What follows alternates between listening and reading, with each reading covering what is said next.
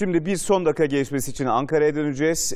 Kızılay'da bir apartmanın üst katında bulunan kafede az önce bir doğalgaz patlaması oldu ve olay yerine çok sayıda itfaiye ekibi sevk edildi. Ankara Haber Müdürümüz Salim Salimoğlu aktaracak detayları. Salim, nedir, neden patlama olmuş, son durum ne? Cem Öğretir, öncelikle şunun altını çizmek lazım. Ankara çok büyük bir badire atlattı. Yani bir doğalgaz patlaması olduğu söyleniyor. Öncelikle sorunun cevabını vereyim. Doğalgaz patlaması deniliyor ama şu an itibariyle o araştırmalar daha sürüyor. Yani henüz ortaya çıkmış net bir rapor, kesin bir rapor yok. Çünkü daha topu yarım saat önce meydana gelen bir patlama.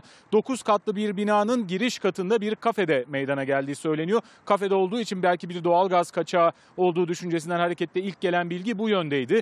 6 yaralı var. Önce 5 yaralı denilmişti. Ajanslar tarafından geçen ilk bilgiler bu yöndeydi ama bir kişinin daha yaralandığı, toplam 6 yaralı olduğu bilgisi var. Ama çok şükür ki yaralıların durumunun ağır olmadığı bilgileri geliyor. Yine Ankara'daki, çevredeki hemen çeşitli hastanelerde tedavi altına alındığı yönünde yine gelen bilgiler var ki o bölge aslında Ankara'nın tam da kalbi denilebilecek bir nokta. Kızılay Meydanı'nı zaten duymayan bilmeyen yoktur herhalde. Ankaralı olup olmayan herkes bilir. Kızılay Meydanı'na çok yakın bir mesafede, hemen bir blok altında diyebileceğimiz bir nokta Necati Bey Caddesi'nde patlama olan yer.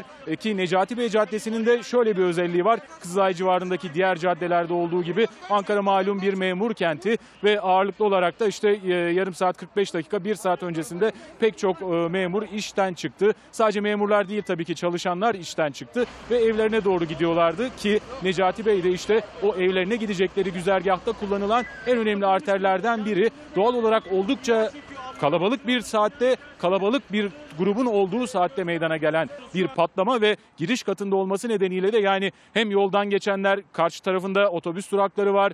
Yine hemen biraz ilerisinde tam İzmir Caddesi ile kesiştiği köşe başı olduğunu biliyoruz çünkü. Orada ışıklar var. Işıklarda bekleyen otomobiller olabilirdi. Kırmızı ışıkta bekleyen otomobiller olabilirdi. Yani çok büyük bir badire atlattı Ankara demem bu nedenle. Çünkü hem kalabalık olan bir yer, hem dediğim gibi geçiş güzergahı olan bir yer ve belki de hani biz doğalgaz patlaması diye söylüyoruz ama ilerleyen dakikalarda raporlar ortaya çıktığı zaman netleşmiş olacak. Yani bir terör saldırısı olmuş olabileceğini çok tahmin etmiyor açıkçası polis, konuştuklarımız en azından. Şu an itibariyle görünen doğalgaz patlaması yönünde 6 yaralı olduğunu aktaralım son olarak ve şu an Necati Bey Caddesi'nde arama çalışmaları da hem itfaiye zaten olay yerine hemen gitmişti. Sonrasında polis de gitti. Hem polis incelemelerini sürdürüyor, hem olası başka yaralılar var mı yönünde yine arama çalışmaları da yapılıyor deyip sözü tekrar sana bırakalım Cem Öğretir. Salim, teşekkürler. Evet, Ankara'ya geçmiş olsun dileyelim ve